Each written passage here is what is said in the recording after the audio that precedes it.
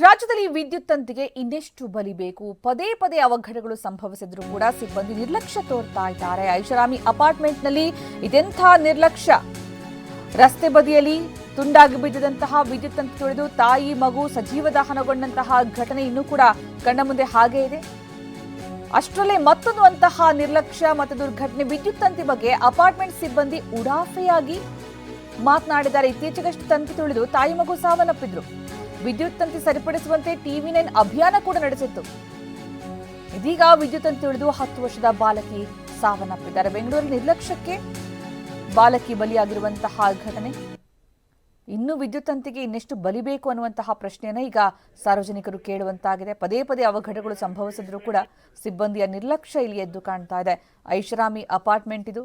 ಇಲ್ಲಿ ಎಲ್ಲಾ ವ್ಯವಸ್ಥೆ ಸುಸಜ್ಜಿತವಾಗಿ ಇರುತ್ತೆ ಅಂತ ಅಂದ್ಕೊಂಡ್ರೆ ಒಂದು ಸಣ್ಣ ತಪ್ಪು ಎಷ್ಟು ದೊಡ್ಡ ಬೆಲೆ ತರುವ ರೀತಿಯಾಗಿದೆ ಅಂತಂದ್ರೆ ವಿದ್ಯುತ್ ತಂತಿಯನ್ನು ಸರಿಯಾಗಿ ನಿರ್ವಹಣೆ ಮಾಡಬೇಕಾಗಿತ್ತು. ಸಣ್ಣ ತಪ್ಪು ಖಂಡಿತ ಅಲ್ಲ, ಇದು ದೊಡ್ಡ ತಪ್ಪೆ.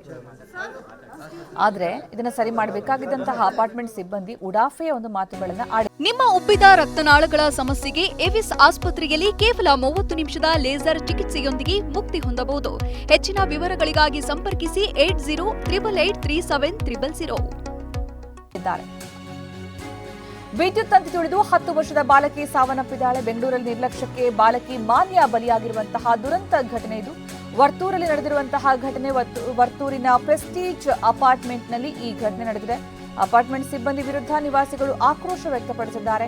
ರಾತ್ರಿಯಿಡೀ ಪ್ರತಿಭಟನೆ ಮಾಡಿದ್ದಾರೆ ನಿವಾಸಿಗಳು. ವರ್ತೂರು ಪೊಲೀಸ್ ಠಾಣೆಗೆ ಬಾಲಕಿ ಪೋಷಕರು ದೂರನ್ನು ಕೂಡ ಕೊಟ್ಟಿದ್ದಾರೆ. ರಾಜ್ಯದಲ್ಲಿ ವಿದ್ಯುತ್ ತಂತಿಗೆ ಮತ್ತೊಂದು ಬಲಿ.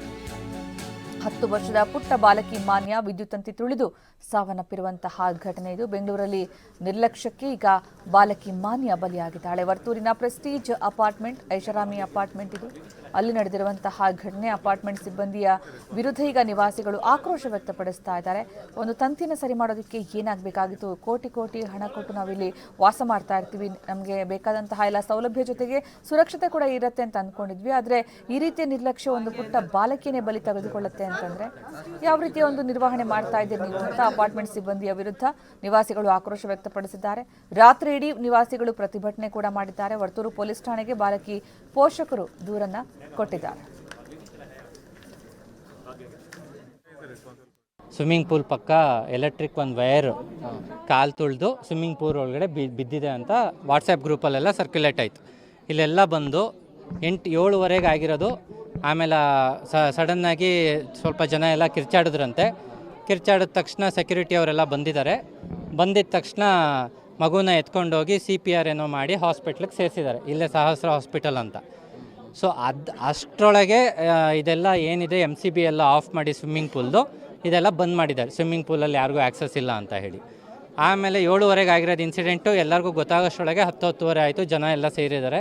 ಇನ್ನೂ ಎಲ್ಲ ನೀವು ನೋಡ್ಬೋದು, ಜನ ಎಲ್ಲ ತುಂಬ ಜನ ನಿಂತಿದ್ದಾರೆ. ಇವಾಗ ಜನ ಏನು ಅಂದರೆ ಆ ಮಗು ಹಾರ್ಟ್ ಎಲೆಕ್ಟ್ರಿಫೈಡ್ ಆಗಿ ಅಲ್ಲಿ CPR ಆದ್ರೂ ಬದುಕಿಲ್ಲ, ಹಾಸ್ಪಿಟ್ಲಿಗೆ ಹೋದಾಗ ತೀರ್ಕೊಂಡಿದೆ ಅಂತ ಹೇಳಿದ್ದಾರೆ.